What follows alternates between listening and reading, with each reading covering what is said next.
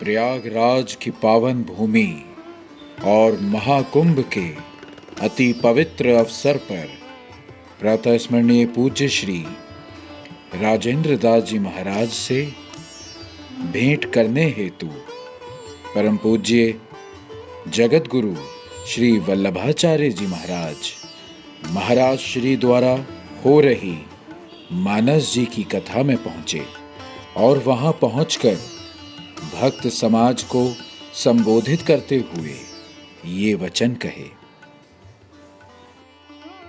श्री सीताराम जी महाराज की जय, श्री वल सरकार की जय, श्री हनुमंतलाल जी महाराज की जय, श्री सद्गुरुदेव भगवान की जय, श्री मलोक पीठाधीश्वर भगवान की जय, श्री अग्रपीठाधीश्वर भगवान की जय। जय जय श्री सीताराम। जय सिया राम, जय जय सिया राम, जय सिया राम, जय जय सिया राम, जय सिया राम, जय जय सिया राम, जय सिया राम, जय जय सिया राम, जय सिया राम, जय जय सिया राम, जय सिया राम, जय जय सिया राम, जय सिया राम, जय जय सिया राम, जय सिया राम, जय जय सिया राम, जय सिया राम, जय जय सिया राम, जय सिया राम, जय जय सिया राम, जय सिया राम, जय जय सिया राम, जय सिया राम, जय जय सिया राम। श्री सीताराम जी महाराज की जय। आज हम सब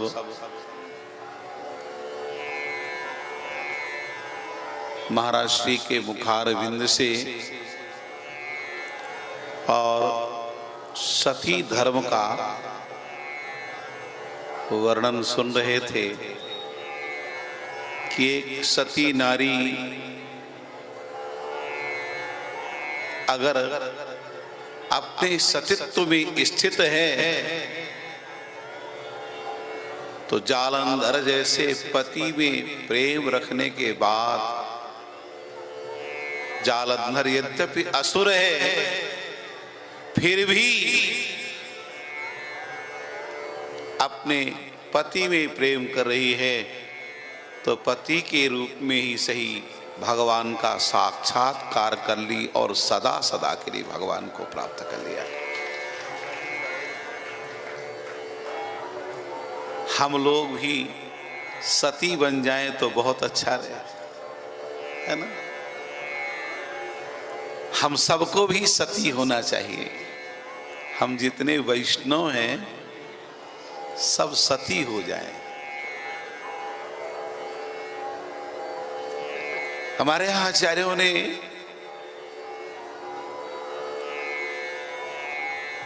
भागवत भक्ति के विषय में जब चर्चा किया तो यही कहा, सत स्त्रिया सतपतिम यथा। जैसे सती नारी सतपति की आराधना करती है उसके अतिरिक्त कुछ अन्य को नहीं जानती है, ऐसा अभी महाराज श्री ने भी यही बात कही। इसी तरह से हम लोग भी कुछ अन्य न जाने। नान्यत पश्यति नान्यत शृणोति नानत बीजानीयात। ना हम कुछ अन्य सुने, ना हम देखें, ना स्पर्श करें। हमारे जीवन में अनन्यता आ जाए। अगर अनन्यता है तो हमारी स्थिति एक सती नारी की भांति है। अनन्य कौन है? अन्याश्रयाणाम त्यागो अनन्यता, ना अन्यः अनन्यः। जिसके जीवन में दूसरा होवे ही नहीं, जिसको कोई दूसरा दिखाई ही न देवे, उसको कहते अनन्य। गीता जी में आप सब हम पढ़ते हैं, अनन्यास चिंतयन्तो माम ये जना परिपास्ते तेषां सततयुक्तानां योगक्षेमं वहाम्यहम्। अनन्यता पूर्वक चिंतन। भैया श्री राम जी महाराज के अतिरिक्त हमको कुछ दिखाई ही न देवे। और सही सही अगर देखा जाए तो न रामात किंचित जगत्रयम्, श्री राम के अतिरिक्त तो संसार में कुछ है ही नहीं।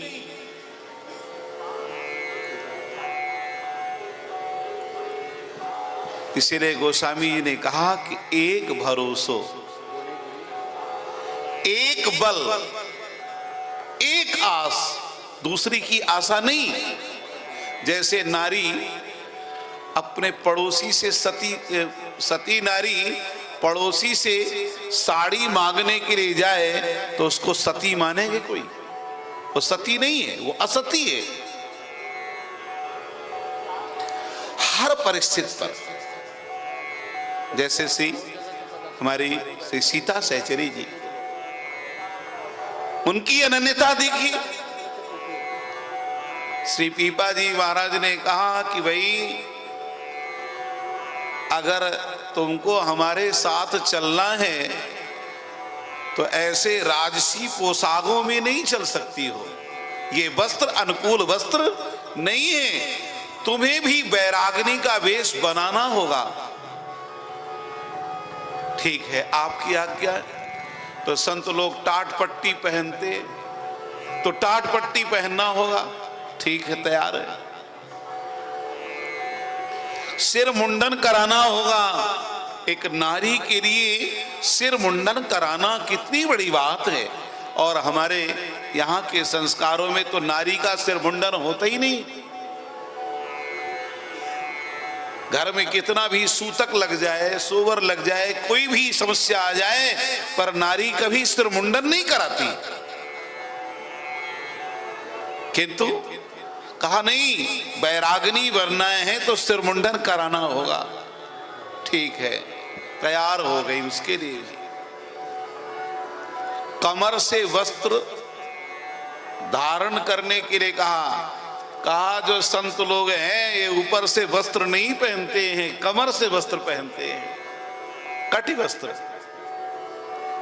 स्वामी जी महाराज ने कहा पीपा जी हो गई परीक्षा पूरी, परीक्षा पूरी हो गई, इनको साथ में लेकर के चलो, तुम्हारे वैराग्य में तनिक भी आंच नहीं आने वाली। ये सती नारी, सती नारी तो वास्तविकता में अपने पति की अनुगामिनी ही बनती हैं। जैसे हमारी श्री शत्रुपा जी उनकी अनुगामिनी ही बनी, जैसे हमारी श्री राजकिशोरी जी जिनके लिए अभी श्री अनसुईया जी उपदेश कर रही थी, है ना, वो श्री राजकिशोरी जी कह रही हैं कि जीव बिन देह नदी बिन वारी, तैसे ही नाथ पुरुष बिन नारी।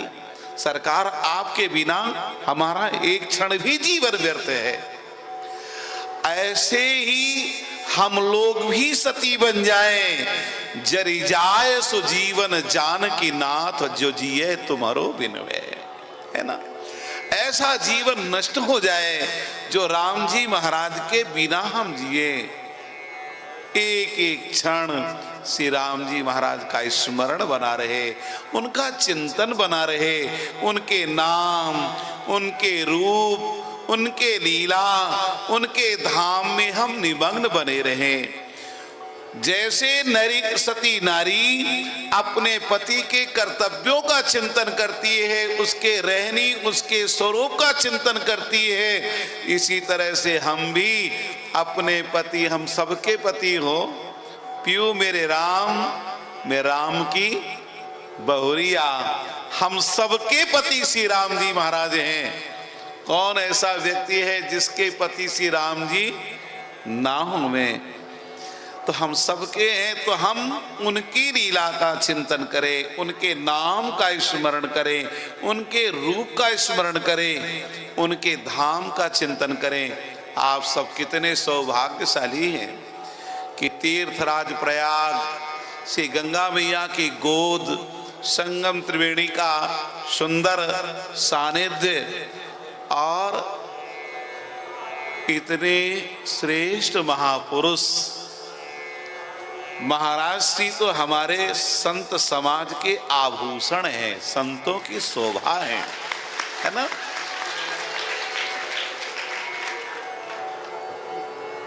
इस वर्ष परम पूज्य सी माता जी दिव्य धाम पधारी। हमारे पिताजी सामने विराजमान हैं। वास्तविकता है कि महाराज सी धन्य नहीं है, धन्य तो ये हैं जिनको ऐसे लाल की प्राप्ति हुई है ना।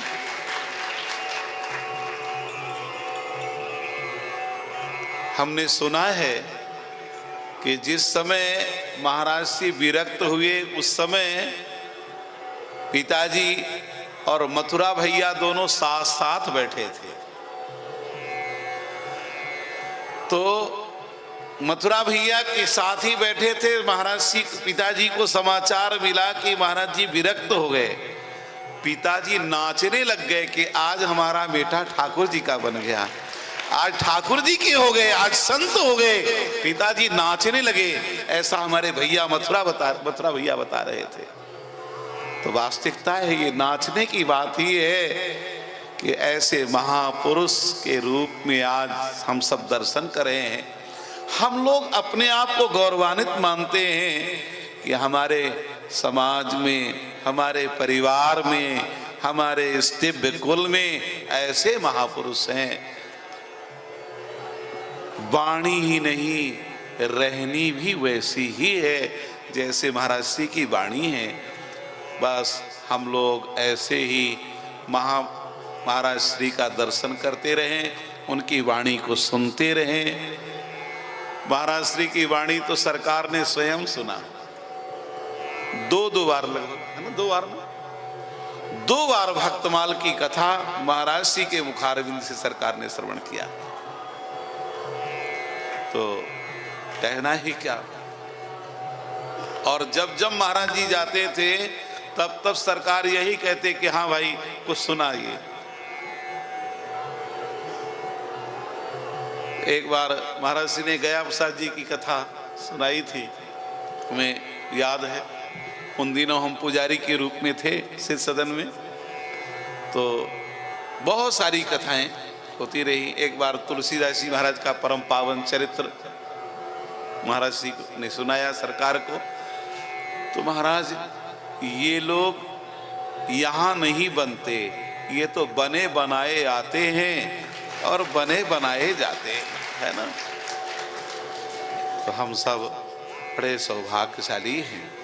श्री सीताराम जी महाराज की जय। श्री युगल सरकार की जय श्री गंगा मैया की जय। जय। जय श्री सीताराम।